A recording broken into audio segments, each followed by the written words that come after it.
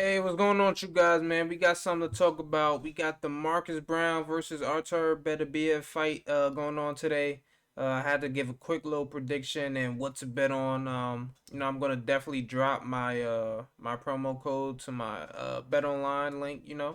So you guys, if you guys want to support, that's the way to support. Way to support the channel. Sign up on there, get your bets in, get your plays in. It don't just have to be boxing bets. It could be whatever you want it to be: NFL, NBA, NHL, soccer, all that good stuff. So, without further ado, let's talk about the fight. So, honestly, let's be realistic, man. We're gonna be realistic here to start off.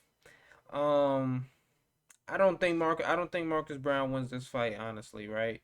I'm not gonna say it's a terrible stylistic matchup for him because I just seen Artur Beterbiev last fight versus it was pretty much a no namer. Let me tell you guys, I forgot the guy's name.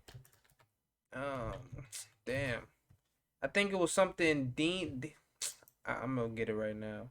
This was Adam Deans. I'm assuming that's how you say the guy's name. It was a fight that took place in Russia.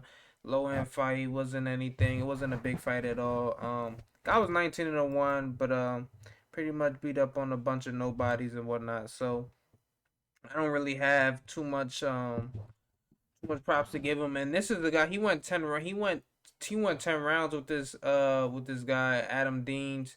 Um, Southpaw too, kind of small. He looked kind of small for the division, but if you actually go on his box rec, he's 5'11", 71 and a half inch arm reach. It's a huge difference compared to Marcus Browne, who's 6'1" and a half with the 75 and a half inch arm reach. But like I said, man, this could definitely be a little wrinkle, man. For Beterbiev, because like I said, he's looked like he's slowing down a little bit. It could have just been because that was his first fight since COVID had started. It was a little long layoff. Um, Also, like I said, he also hasn't fought a southpaw in a little minute. Probably could have just been carrying him, trying to get some rounds in.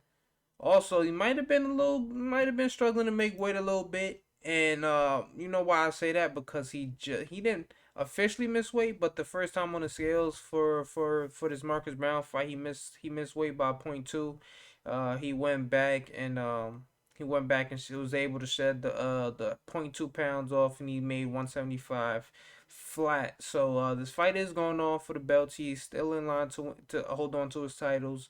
It is a unification fight. But like I said, man, it could be an interesting stylistic match because like I said, I watched his last fight and Beterbiev. Yes, he did dominate the guy. It's crazy because It was one of those fights where he dominated, but he didn't look like he was. I'm gonna say he did look like he was dominating, but you could tell if this was a real live body, a real live dog in there, that would have been a totally different fight. Now you could also say he fought down to the competition as well. Like I said, he didn't. That there was a good amount of time between Beterbiev and that Gazdik fight. He fought him October 18th of 2019, and he didn't have another fight until March of 2021. So that's over a year, some change of a layoff. So might have to give him a little bit of pass, but now that he's back for the second time this year, the ring rust might be off him. But like I said, man, he didn't look too impressive against that southpaw, and I think Marcus Browne is definitely a guy who's way sharper than that Adam Dean's, faster, stronger, um, has more experience with or more. I guess you could say he's been in there with guys that were champions. He's been in there with the Badu Jack. Um, he been in there with the John Pascal. He got some names on his body. Definitely got to take that into consideration when you talk about him fighting Artur Beterbiev. Now those guys weren't at the level that Beterbiev is at right now because Beterbiev that guy's a monster, man. 16-0, with 16 knockouts, has 100% KO ratio. So that guy's has some scary power. And it's crazy because he's not one of those guys. He looks super quick, but he just has that thudding power. He gets you out of there. But he is coming up there in age, 36 now. like I said, this is probably the perfect time to take advantage and see if he's really slowing down. Like I said, he's might have been struggling to make weight, so if there was ever a time to take a chance on a live dog right here, it's definitely with Marcus Browne. I don't think many people have him winning this fight.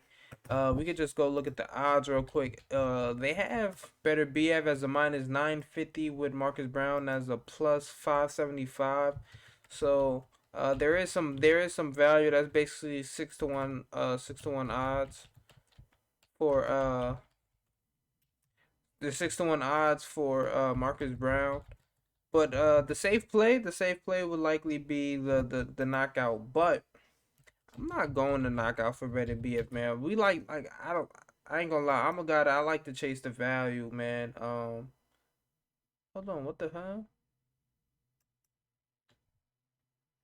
Hold on, something's going on right now. I'm trying to sign into my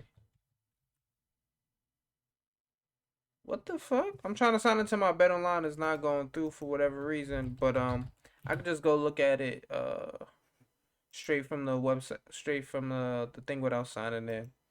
But the real value I like on this fight, the bet that I'm looking to bet the most is over 8.5 rounds. I think this is definitely a fight where if Marcus Browne, hopefully, he has a new trainer, Derek James. This is their first training camp together, and this is honestly the fight of his life right here. Cause he lose this fight, man, he's definitely gonna have to work his way back up, man. It's a lot of fights that could be made at 175, and he's probably gonna fall to the wayside.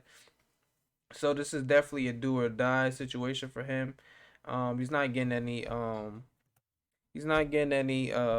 younger or whatnot. So perfect chance to get an aging champion right here in Better BF. Scary champion, albeit, but like I said, he's with Derek James for the first time. I'm not sure if Derek James can correct everything in the one training camp. It's gonna be tough to do. It's gonna be a tall task for sure. But keep that if he can keep that left hand up and he can really stick and move, he has a decent chance for the upset. Now, I never thought of Marcus Browne as a guy with great footwork. He's always to me he leans over he leans over his right foot too much, and that's how he can get countered. And he also drops his left hand enough now. Hopefully those bad habits were corrected in this training camp. Hopefully we can see a difference. But I'm not so sure this is the first guy you want to fight after trying to correct those things. But if there's one thing you know about Derek James fighters, man, these guys they're usually on balance. They're a little flat footed, but the jab is working, the 1-2. These guys love going to the body, which is something that Marcus Browne is gonna need to do against a guy like Beterbiev to slow him down. Cause we all know his punch output is gonna be there. So he's gonna be coming forward probably 12 rounds. He's gonna be coming forward 12 rounds. He's not a guy that really likes to fight on the back foot. So that's probably gonna be Marcus Browne in this situation. So like I said, man, I don't know if he could pull an upset, but like I said, I like chasing the value, man. I think the smart bet here is the over 8.5. Like I said, he's Beterbiev's getting a little older. I think highly enough of Marcus Browne. He was an Olympian. He does have the pedigree, so think highly of him enough that he can make this fight last into the championship rounds. Like I said, this fight is at 8.5 rounds, so that means there needs to be 9 rounds completed. So he has to last into the 10th round. Be a little bit of a tall test, but I like it. I'm not gonna lie, I really like that bet. There is some value on if you guys really want to get crazy, chase the value. Better BF by decision if you guys really think Better BF is slowing down like I do. But I think the safer bet is Marcus Browne. I think the safer bet is the over 8.5. I would love to know what you guys think in the comment section below. Don't forget to like, subscribe, do all that good stuff, man. And I'm leaning the 8.5, man. Uh, man, hopefully you guys are tailing this, cause I think that's a great play. Hopefully it catches for me, cause I ain't gonna lie, I've been fake losing on these, man. Chasing the value instead of the safe money. But man, I'm just not betting the minus 250 odds. We going for the money, man. We're not chasing the safest play. We're chasing the value play. So whether we win or lose, we went for the value, man. But yeah, like I said, I'm heading up out of here, man. Hopefully, you guys appreciate the video. Like, subscribe, do all that good stuff, and definitely hit that link in my description that I'm gonna put if you guys want to sign up and join Bet Online, man, and get these bets in. But with that being said, I'm out. Peace.